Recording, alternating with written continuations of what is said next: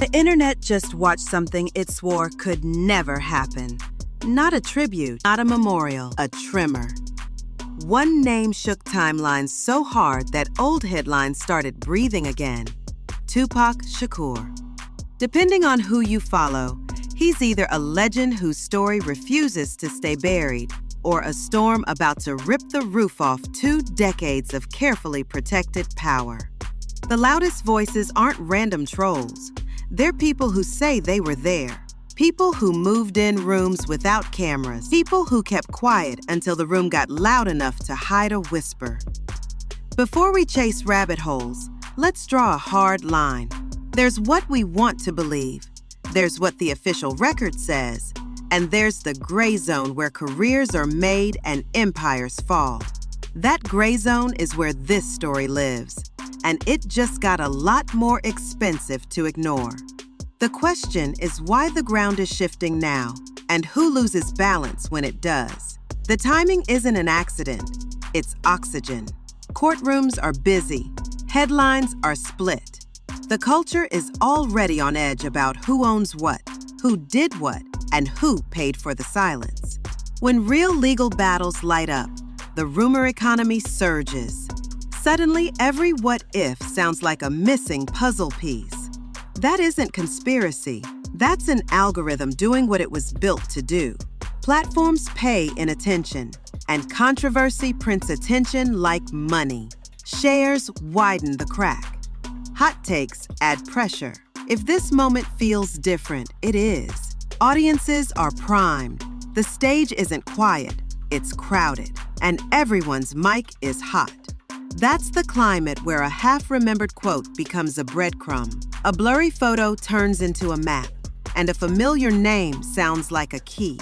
Once the temperature rises, even old whispers start to look like smoke. And where there's smoke online, someone will swear they see fire. Here's the record that never moved. September 7th, 1996. Shots near the Las Vegas Strip. 6 days later, the hospital pronounces Tupac Shakur dead from gunshot wounds. That's the official account.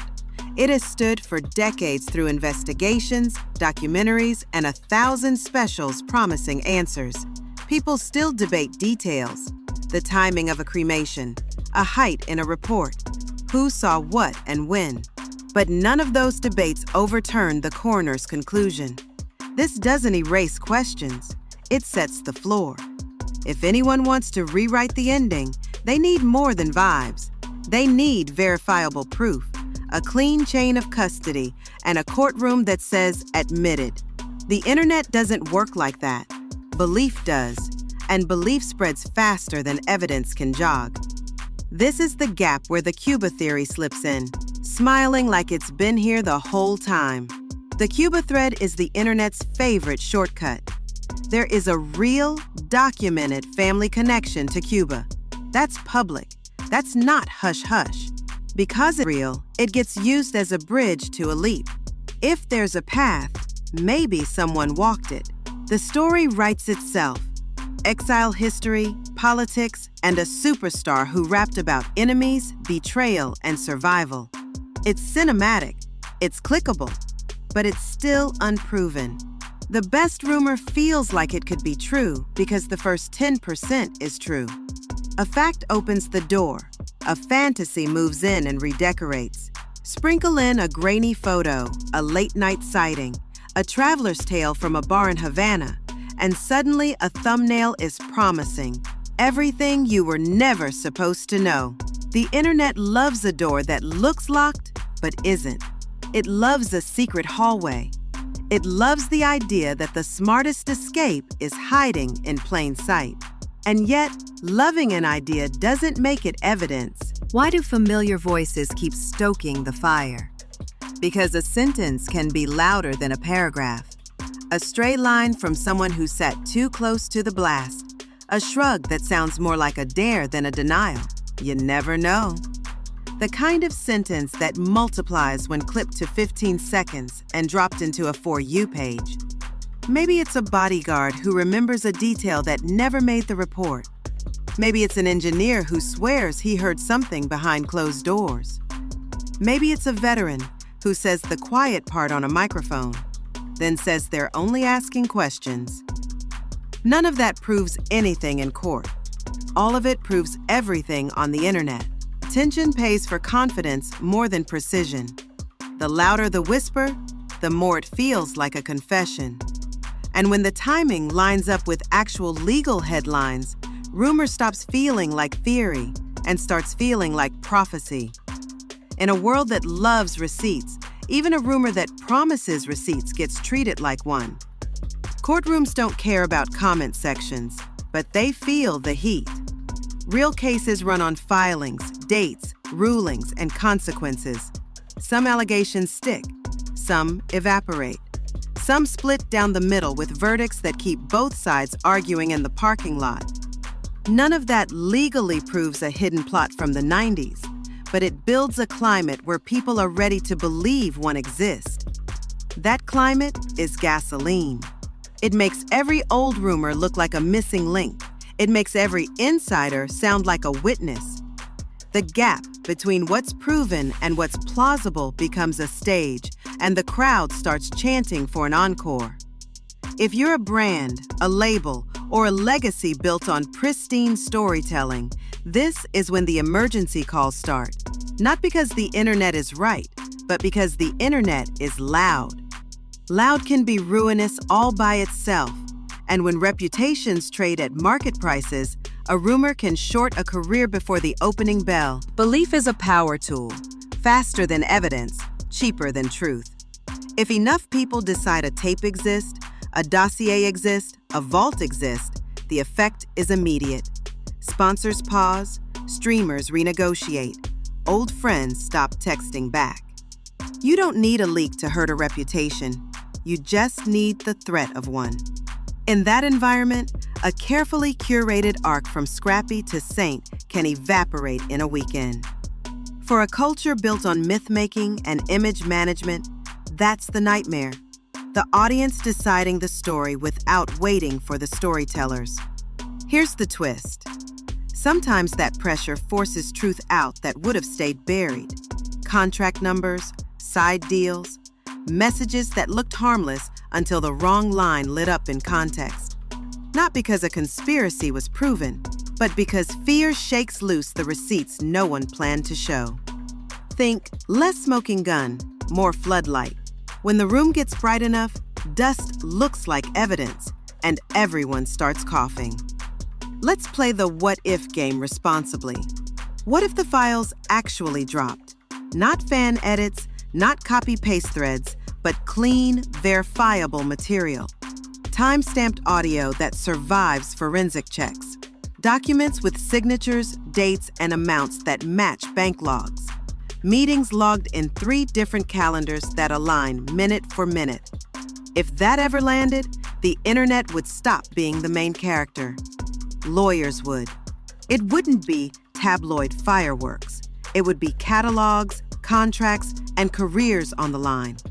Masters could be contested, splits re-examined, executives sprinting to get ahead of discovery. For the first time in a long time, rumor wouldn't simply dent reputations. It would redraw ownership. That's hypothetical, but the risk alone makes boardrooms sweat. Because even if the drop never comes, the fear that it might changes behavior now. People tighten statements. They rehearse clarifications. They dust off old NDAs like family heirlooms. Sometimes the shadow of evidence is more disruptive than evidence itself. But here's the harder truth. The rumor works even if it's wrong. It pushes the culture to ask sharper questions. Who owns the music? Who profits when an artist is a headline? Who controls the catalog when the artist is a hashtag? It forces daylight into rooms that prefer velvet curtains. When the audience asks for receipts, the people who have them look calm. The people who don't look busy. That's not anti-industry, that's accountability. And accountability has never been popular with anyone who prefers contracts thicker than the truth. Strip out the conspiracies, keep the pressure for clarity, and you still get reform. The rumor may be messy, the result doesn't have to be. Cleaner splits, better paperwork, safer sets. It's amazing what transparency does to a culture used to dim lights. Every myth survives because it explains a wound. Tupac's story is a wound stitched into hip-hop skin. He wasn't just an artist, he was a nerve ending. The idea that he might have escaped, survived, and spent years collecting receipts answers two cravings at once: justice and resurrection. Justice says the people who moved in the dark finally face light. Resurrection says the loss wasn't final. It was a setup for one last perfect reveal. Put those together, and you get a story so strong it doesn't need evidence to feel real. It just needs emotion. The culture supplies the rest. If you're wondering why the Cuba rumor never dies, that's why. It doesn't solve a mystery. It soothes a pain. Pain doesn't care about chain of custody. It cares about closure. And if the facts won't give that to us, the myth will try. The money matters more than the mystery. Controversy pays. A channel that frames speculation as a just asking questions deep dive will always find an audience. A podcast that teases the missing link will always make the rounds. That doesn't mean everyone is grifting. It means the incentives favor drama over nuance. The hottest take gets the longest half-life. The most cinematic version of events wins the day. Platforms don't care if your theory is airtight. Platforms care if your watch time is. If you want better stories, reward better standards. Verify before virality. Context before clickbait. Nuance even when it hurts the title. That sounds boring. It isn't. It's the difference between a culture that chews up artists and a culture that protects them, even when the gossip is too tasty to ignore. When you pay for receipts, you get receipts. When you pay for outrage, you get more outrage. So where does that leave the power players? Nervous if they built anything on silence. Calm if their paperwork is clean. That's the new calculus. The days when no comment carried the load are ending. Audiences are media literate. They can smell spin. A thread with documents beats a press release every time. The safest ground is the truth, even an uncomfortable truth, because the rumor machine eats everything else. If you've noticed more clarification statements, that isn't random. It's a survival tactic. Transparency used to be a marketing angle. Now it's insurance. In the next storm, the people who look steady won't be the ones shouting loudest. They'll be the ones who can point to a paper trail without flinching. The next generation is taking notes. Ownership isn't a buzzword. It's a boundary. Young artists are negotiating splits earlier, protecting masters harder, reading clauses out loud to managers and lawyers instead of nodding through them. Paperwork matters. Studios that once ran on trust now run on signatures, timestamps, and backups. That's healthy. Hip-hop shouldn't be an industry that punishes honesty and rewards opacity. The culture can keep its edge and still keep its receipts. That might be the sharpest edge of all. No more mysterious clauses. No more politely looking away while the numbers don't add up. The lesson here isn't whether a legend slipped away to a tropical hideout. It's that legends don't protect you from fine print. Courage does. Knowledge does. Communities that share information do. Myth versus record. The honest split. The record says a young man died in 1996 and an era ended with him. The myth says the story had one more move and the final reveal is still waiting backstage. Maybe that myth haunts the room because it keeps the wound from closing. Maybe it keeps pressure on people who prefer us numb. But the culture doesn't have to choose between truth and meaning. It can honor the official record and still demand answers the record never satisfied. That demand doesn't make you a conspiracy theorist. It makes you a citizen of a culture that takes itself seriously. When the myth tries to buy your attention cheap, make it pay in proof. A quick reality check, because precision matters. Rumors are not verdicts. Allegations are not findings. Civil claims are not criminal convictions. A judge's schedule is not a confession. Headlines bend under the weight of clicks, and sometimes they snap. Keep that in mind when a clip promises closure in 12 seconds or less. Closure is slow. Truth is slower. You can be curious without being careless. You can want answers without renting your judgment to the loudest voice. If the past few years taught us anything, it's that certainty is the easiest drug to sell online and the hardest one to quit. Stay skeptical. That's not cynicism. It's a safety feature. Now the uncomfortable part. What if nothing definitive ever comes? What if no tape surfaces, no dossier, no smoking gun? Does the conversation die? It shouldn't. The culture still needs receipts for the present tense. Fair contracts, safe environments, transparent processes. We don't need a ghost to demand those. We need standards. The shift is already happening. Artists talk openly about masters. Fans track who owns what. Journalists push for documents, not vibes. Even labels are learning to put policies in writing they used to prefer as gentlemen's agreements. That's progress. And progress doesn't require a plot twist. It requires attention that doesn't wander when the story stops being explosive and starts being practical. Every rumor teaches a lesson. This one taught us that the audience isn't just a crowd. It's an investigator with a million eyes. It taught us that institutions move faster when people watch. It taught us that artists at the center of the storm are still human beings with families, histories, and the right to be remembered without becoming merchandise. If we learn those lessons, the next time a tremor hits the feed, we'll be ready to separate signal from spectacle. We'll know how to ask for proof without turning that demand into harassment. We'll know when to sit with uncertainty instead of letting it turn into rage. The mirror test is simple. Are we using the story to ask better questions, or are we using it to avoid the hardest ones? Better questions sound like this. Who benefits from confusion? Who controls the archive? Who owns the platform we're yelling on? Why did it take a rumor to make us read a contract? Those aren't glamorous questions. They're powerful ones. They're the kind that fix things. If we keep asking them, the next generation won't need a myth to get treated fairly. They'll have policies and teeth behind them.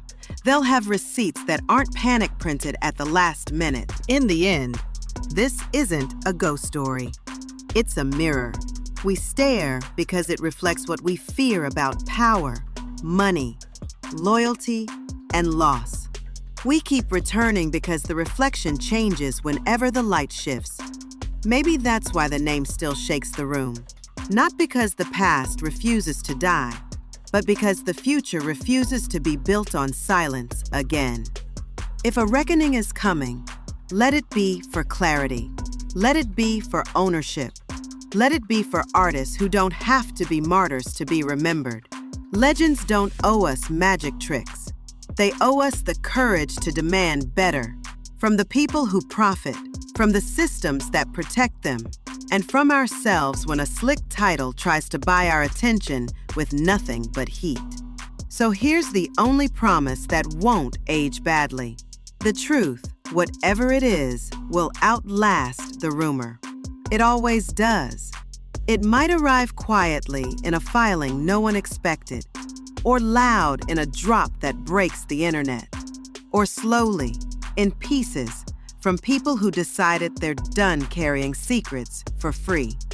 Until then, we don't have to turn pain into fantasy to make it matter.